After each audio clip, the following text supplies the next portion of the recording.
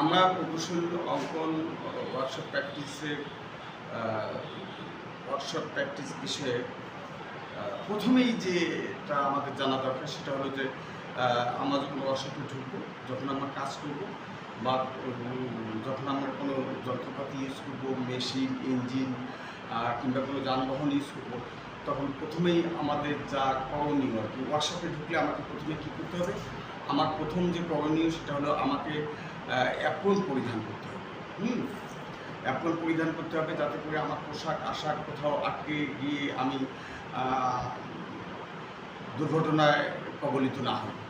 তারপরে দ্বিতীয় নাম্বার হলো আমাকে চশমা পরতে হবে, গগলস পরতে হবে, কারণ বিভিন্ন ধরনের চিপস কিংবা ওয়েল্ডিং শপের যে রশ্মি যদি চোখে পড়ে, রশ্মি এটি খুবই ক্ষতিকর, এটি যদি চোখে পড়ে তাহলে চোখের ক্ষতি হতে পারে। এই জন্য আমাকে গগলস ইউজ করতে হবে। হ্যাঁ, আমার ঘড়ি কিংবা আংটি এগুলো ইউজ করা যাবে না, আমার মাথার চুল বড় রাখা যাবে না। তারপরে আমাকে দেখতে হবে যে আমি যে ওয়ার্কশপে কাজ করছি সেখানে পর্যাপ্ত আলো বাতাসের ব্যবস্থা আছে কিনা, অন্ধকারে কাজ করা যাবে না, তাহলে ভুল হতে পারে। তারপরে তোমার এটার জন্য আসলে ওপেন স্পেস দরকার, যেখানে আলো বাতাস পাওয়া যাবে, মানুষ সুস্থ থাকে, সেই রকম পরিবেশে ওয়ার্কশপে কাজ করতে হবে। তারপরে আমরা যখন কোনো মেশিন বা ইঞ্জিন চালু করবো কিংবা কোনো ওয়ার্কশপ চালু করবো, তখন আমরা প্রথমেই দেখবো আমাদের বিদ্যুতের সুইচটা অন আছে কি অফ আছে। তারপরে আমরা দেখবো যে আমাদের যান্ত্রিক, আমরা যে যন্ত্রগুলো ইউজ করবো সেই যন্ত্রগুলো আসলে ঠিকভাবে কাজ করতেছে কিনা, এগুলো যান্ত্রিক ত্রুটি বিচ্ছুতি আছে কিনা, এগুলো আমাকে দেখে নিতে হবে। তারপর আমাকে কাজ করতে হবে।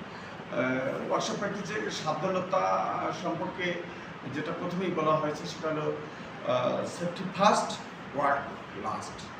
আগে নিরাপত্তা, তারপর কাজ।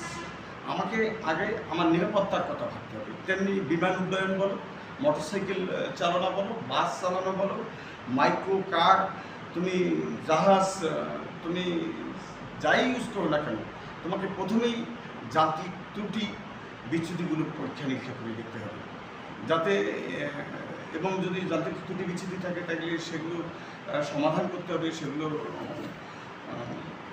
আমাদেরকে সংশোধন করে সমস্যা সমাধান করে তারপর আমাদেরকে এই যানবাহন চালানো শুরু করতে হবে।